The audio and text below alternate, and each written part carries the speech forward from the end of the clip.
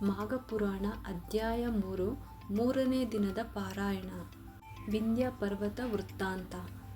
ವಸಿಷ್ಠರು ಹೇಳುತ್ತಿದ್ದಾರೆ, ರಾಜ, ನಾನು ಹೇಳಲಿರುವ ವಿಷಯ ತುಂಬ ಪುರಾತನವಾದದ್ದು.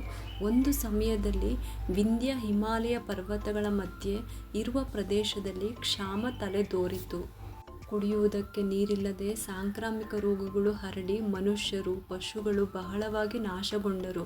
ಅದರಿಂದಾಗಿ ಯಜ್ಞ ಯಾಗಾದಿ ಕಾರ್ಯಗಳಾಗಲಿ ದೇವತಾ ಪೂಜೆಗಳನ್ನಾಗಲಿ ಮಾಡಲಾರದೆ ಹೋದರು.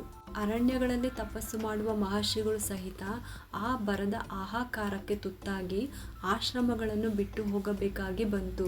ರೇವಾ ನದಿ ತೀರದಲ್ಲಿ ಫಲವೃಕ್ಷಗಳು, ಧಾನ್ಯ ಬೆಳೆಯುವ ಭೂಮಿಗಳು ನೀರಿಲ್ಲದೆ ಬರಡಾಗಿ ಹೋಯಿತು. ಕನಿಷ್ಠ ಕುಡಿಯುವುದಕ್ಕೆ ಸಹ ನೀರು ದೊರಕುತ್ತಿಲ್ಲ. ಆಗ ಭೃಗು ಮಹರ್ಷಿಗಳು ಆ ಬರದ ಪ್ರದೇಶದಲ್ಲೇ ವಾಸ ಮಾಡುತ್ತಿದ್ದರು. ಮಹಾ ತಪಸ್ವಿಗಳಾದ ಭೃಗು ಮಹರ್ಷಿಗಳು ಕೂಡ ಆ ಕ್ಷಾಮವನ್ನು ಸಹಿಸಿಕೊಳ್ಳಲಾರದೆ ಹೋದರು.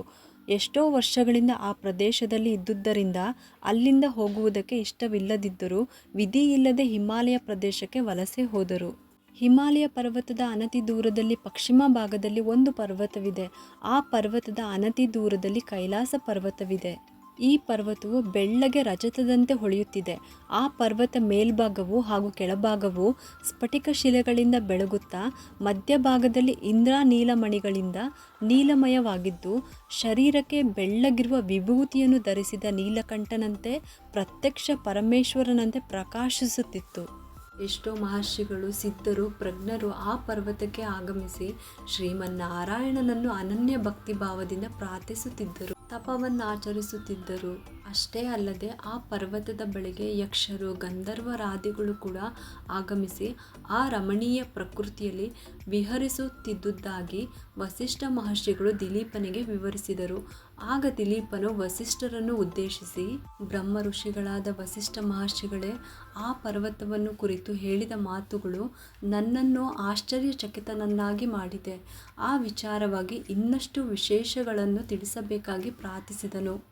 ಪುನಃ ವಸಿಷ್ಠ ಮಹರ್ಷಿಗಳು ದಿಲೀಪನನ್ನು ಕುರಿತು, ರಾಜ, ನಿನ್ನ ಇಷ್ಟದಂತೆಯೇ ವಿವರವಾಗಿ ಹೇಳುತ್ತೇನೆ, ಸಾವಧಾನ ಚಿತ್ತದಿಂದ ಕೇಳುವಂಥವನಾಗು.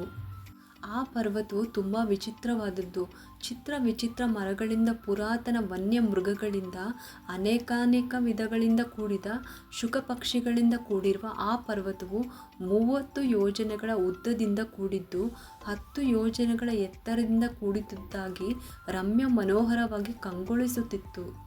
ಅಂತಹ ಪರ್ವತದ ಬಳಿಗೆ ಭೃಗು ಮಹರ್ಷಿಗಳು ಬಂದರು. ಆ ಸುಂದರ ನಯನಾನಂದಕರ ದೃಶ್ಯವನ್ನು ನೋಡಿ ಹರ್ಷಿತರಾದರು. ತಾವು ತಪಸ್ಸು ಮಾಡುವುದಕ್ಕೆ ಅನುಕೂಲಕರವಾದ ಶ್ರೇಷ್ಠ ತಾಣವೆಂದು ನಿರ್ಣಯಿಸಿದರು. ಅಲ್ಲೇ ಆಶ್ರಮವನ್ನು ನಿರ್ಮಿಸಿಕೊಂಡು ತಪಸ್ಸನ್ನಾಚರಿಸುತ್ತಿದ್ದರು. ಹೀಗೆ ಕೆಲವು ಕಾಲ ಕಳೆಯಿತು. ಒಂದು ದಿನ ಒಬ್ಬ ಗಂಧರ್ವನು ಪತ್ನಿ ಸಮೇತನಾಗಿ ಆ ಪರ್ವತಕ್ಕೆ ಬಂದು ತಪಸ್ಸು ಮಾಡುತ್ತಿದ್ದ ಭೃಗು ಮಹರ್ಷಿಗಳನ್ನು ನೋಡಿ ನಮಸ್ಕರಿಸಿದ. ಭೃಗು ಮಹರ್ಷಿಗಳು ಆತನ ಬಗ್ಗೆ ಕೇಳಲು ಆ ಗಂಧರ್ವ ಯುವಕನು ಗದ್ಗದಿತ ಧ್ವನಿಯಲ್ಲಿ ತನ್ನ ವೃತ್ತಾಂತವನ್ನು ಹೀಗೆ ತಿಳಿಸಿದ. ಗಂಧರ್ವ ಯುವಕನ ಚರಿತ್ರೆ. ಓಂ ಭೃಗು ಮಹರ್ಷಿಗಳೇ, ನನ್ನ ಕಷ್ಟವನ್ನು ಏನೆಂದು ಹೇಳಲಿ?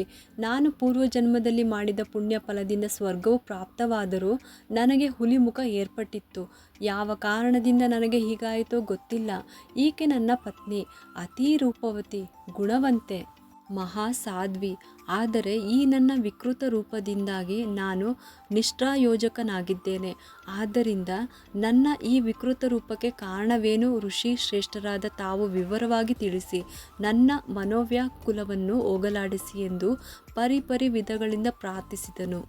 ಆ ಗಂಧರ್ವನ ದುರಂತ ಜೀವನ, ಆತನ ದೀನಾಲಾಪನೆ, ಆತನ ವೃತ್ತಾಂತ ಕೇಳಿ ಭೃಗು ಮಹರ್ಷಿಗಳ ಹೃದಯ ಕಲುಕಿತು.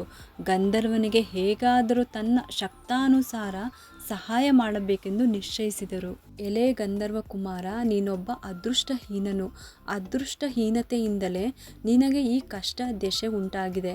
ಪಾಪ, ಬಡತನ, ದುರಾದೃಷ್ಟ ಎಂಬ ಈ 3 ಪ್ರಾಣವನ್ನು ಕುಗ್ಗಿಸುತ್ತದೆ. ಈ 3ನ್ನು ನಿವಾರಿಸಿಕೊಳ್ಳಬೇಕೆಂದರೆ ಮಾಘಮಾಸ ಸ್ನಾನವೇ ಪರಮೌಷಧ. ಮನುಷ್ಯರೆಲ್ಲರೂ ಜಾತಿ ಮತ ತಾರತಮ್ಯಗಳಿಲ್ಲದೆ ಆಚರಿಸತಕ್ಕ ಪರಮಪಾವನ ಮಾರ್ಗ ಇದೊಂದೇ. ಆದ್ದರಿಂದ ನೀನು ನಿನ್ನ ಪತ್ನಿ ಸಮೇತನಾಗಿ ಈ ಪರ್ವ ದಿನದಂದು ನದಿ ಸ್ನಾನವನ್ನು ಆಚರಿಸು. ಅಷ್ಟೇ ಅಲ್ಲದೆ ಇದು ಮಾಘಮಾಸವಲ್ಲವೇ? ಪ್ರಶಸ್ತವಾದ ದಿನಗಳು ಎಲ್ಲವೂ ಕೂಡಿ ಬಂದಿದೆ. ನಿನ್ನ ಕ್ಷೋಭೆಗಳೆಲ್ಲ ನಿವಾರಣೆಯಾಗಲಿದೆ. ಈ ದಿನದೊಂದಿಗೆ ನಿನ್ನೆಲ್ಲ ಕಷ್ಟಗಳು ಬಿಟ್ಟು ಹೋಗುತ್ತವೆ, ಮನೋರಥಗಳು ಈಡೇರುತ್ತವೆ. ಹೆದರಬೇಡವೆಂದು ಮಾಘಮಾಸ ಸ್ನಾನ ಫಲವನ್ನು ಕುರಿತು ವಿವರಿಸಿದರು. ಆ ಗಂಧರ್ವನು ಭೃಗು ಮಹರ್ಷಿಗಳ ಉಪದೇಶವನ್ನು ಶ್ರದ್ಧೆಯಿಂದ ಕೇಳಿದ. ಆತನ ಪತ್ನಿ ಕೂಡ ಮಹರ್ಷಿಗಳ ಮಾತುಗಳನ್ನಾಲಿಸಿ ಆನಂದಿಸಿದಳು. ಭೃಗು ಮಹರ್ಷಿಗಳು ಹೇಳಿದ ಪ್ರಕಾರವಾಗಿಯೇ ಗಂಧರ್ವ ಪತ್ನಿ ಸಮೇತನಾಗಿ ಆ ಸಮೀಪದಲ್ಲಿಯೇ ಹರಿಯುತ್ತಿದ್ದ ನದಿಯಲ್ಲಿ ಸ್ನಾನ ಮಾಡಿದನು. ಆ ಕ್ಷಣವೇ ಆತನಿಗಿದ್ದ ಹುಲಿ ಮುಖವು ಹೋಗಿ ತೇಜೋಮಯವಾದ ಸುಂದರವಾದ ಮುಖದಿಂದ ಪ್ರಕಾಶಿಸಿತು. ಆ ಗಂಧರ್ವ ದಂಪತಿಗಳು ಅಮಿತಾನಂದವನ್ನು ಹೊಂದಿದರು. ನಂತರ ಅವರಿಬ್ಬರು ಭೃಗು ಮಹರ್ಷಿ ಬಳಿಗೆ ಬಂದು ಸಾಷ್ಟಾಂಗ ನಮಸ್ಕಾರ ಮಾಡಿದರು. ಭೃಗು ಮಹರ್ಷಿಗಳು ಅವರನ್ನು ಆಶೀರ್ವದಿಸಿ ಕಳುಹಿಸಿದರು. ಈ ರೀತಿಯಾಗಿ ಗಂಧರ್ವ ಯುವಕನ ಕಥೆಯನ್ನು ವಸಿಷ್ಠ ಮಹರ್ಷಿಗಳು ದಿಲೀಪನಿಗೆ ಹೇಳಿ, ಕೇಳಿದೆಯಾ ರಾಜ, ಗಂಧರ್ವ ಕುಮಾರ ಚರಿತ್ರೆಯನ್ನು?